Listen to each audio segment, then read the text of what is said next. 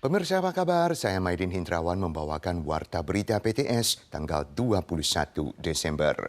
Sebuah video yang menayangkan proses perawatan nenek oleh seorang perawat migran Indonesia belakangan beredar viral di internet. Banyak orang menduga bahwa PMI tersebut sedang menyiksa nenek itu, tapi keluarga majikan mengklarifikasi kenyataan bukan demikian. Semuanya adalah salah paham. Cuplikan video yang memperlihatkan seorang nenek diikat di kursi dengan tali oleh perawat beredar viral di media sosial akhir-akhir ini. Pasalnya perawat ini diduga tengah menyiksa nenek tersebut.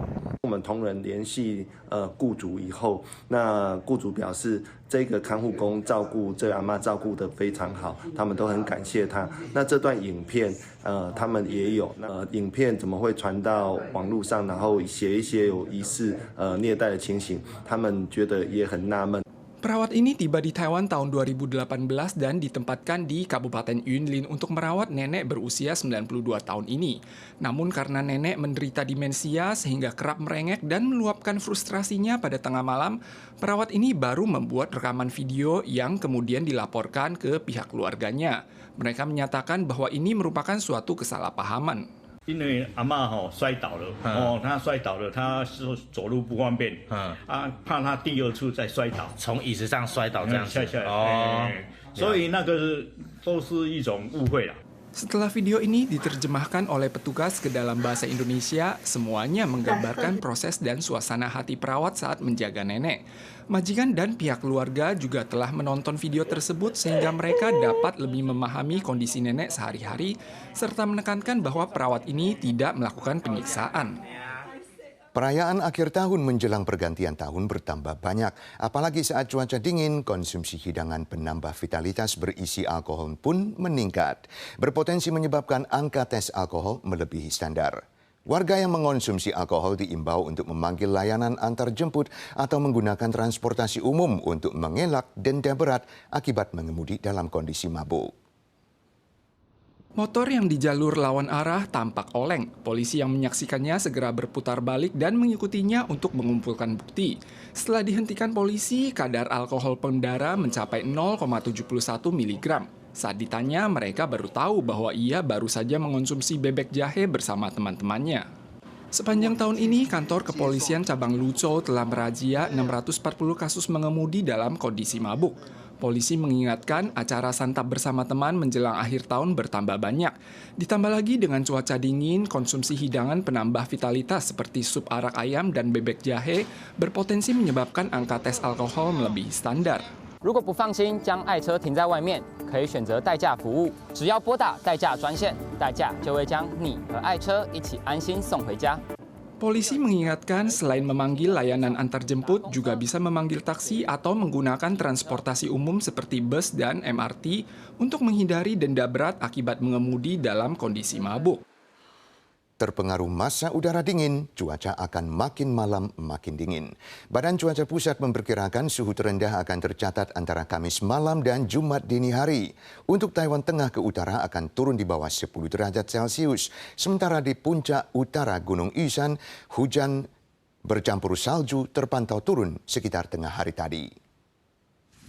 Di stasiun cuaca Yushan, hujan bercampur salju terpantau turun sekitar Kamis siang. Di Kabupaten Ilan, Gunung Taipingshan diselimuti kabut tebal dan suhu turun hingga 2 derajat sejak pagi.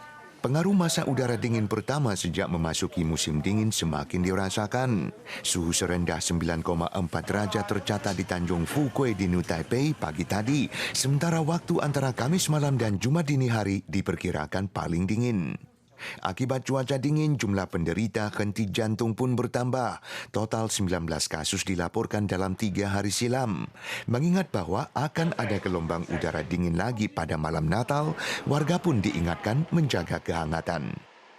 Pemilihan Presiden ROC 2024 semakin dekat. Forum presentasi opini publik perdana yang disiarkan melalui televisi diadakan kemarin malam.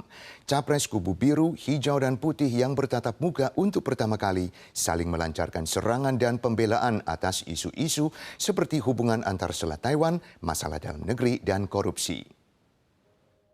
Forum presentasi opini politik perdana Pilpres 2024 diwarnai dengan persaingan dan ketegangan antara kubu biru, hijau, dan putih, mulai dari topik status antar selat hingga masalah dalam negeri. 今年选出来的代表日是啥？你敢知？是巧，就是缺乏的缺。这买当讲证明是一个民进党无能的证据。侯市长、柯主席，你们真的认为接受一个中国原则、9·2共识或两岸一家亲，2350万条宝贵的生命，真的可以寄托在中国的善意吗？第一，他不会贪污，单这一点要严国民党、民进党的。第二，他不会再留子孙，他不会像其他两党造成我们下一代的年轻人庞大的负担。Dalam 3 babak presentasi opini politik ini, Hou Youyi mengenakan kacamata dan memadukan bahasa Mandarin dan Taiwan untuk meningkatkan keakraban. Mengenakan dasi ungu keberuntungannya, William Lai tampak siap dan berinisiatif mengungkit kemelut kampung halamannya di distrik Wanli. Menyematkan bros ROC, Kewenche menangkal serangan dari lawannya dan berfokus untuk menjelaskan visi politiknya. Ketiga kubu melancarkan argumentasi terkait isu korupsi, keadilan berdomisili, dan reformasi hukum. Mereka masih akan bertemu lagi dalam 2 forum presentasi opini politik, yakni tanggal 26 dan 28. Sementara forum presentasi opini politik calon wakil presiden yang disiarkan di televisi dijadwalkan berlangsung tanggal 22 malam. Menjelang Desember hingga Natal adalah waktu puncak kunjungan Wisman di desa Sinterklaas di Finlandia. Tahun ini bandara setempat khusus menambah 13 rute penerbangan langsung untuk menambah kapasitas wisatawan sebanyak 40-50 ribu orang. Pesawat perlahan mendarat disambut oleh seorang Sinterklaas yang melambai ke arah pesawat dari sisi landasan.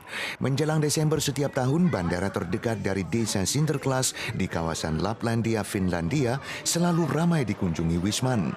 Tahun ini mengantisipasi membludaknya wisatawan pasca pandemi, 13 rute penerbangan langsung telah khusus dibuka. Di lain pihak, pengiriman surat permintaan hadiah oleh anak-anak pada Sinterklaas di Eropa dan Amerika terus meningkat seiring mendekatnya Natal. Menurut data kantor pos, rata-rata 30 ribu surat diterima setiap hari, termasuk surat dari anak-anak di Ukraina yang memohon perdamaian dunia dan berharap perang bisa secepatnya berakhir. Pemirsa sekalian, sekian Warta Berita PTS. Selanjutnya mari kita saksikan akuarium di London. Sua lagi di lain kesempatan.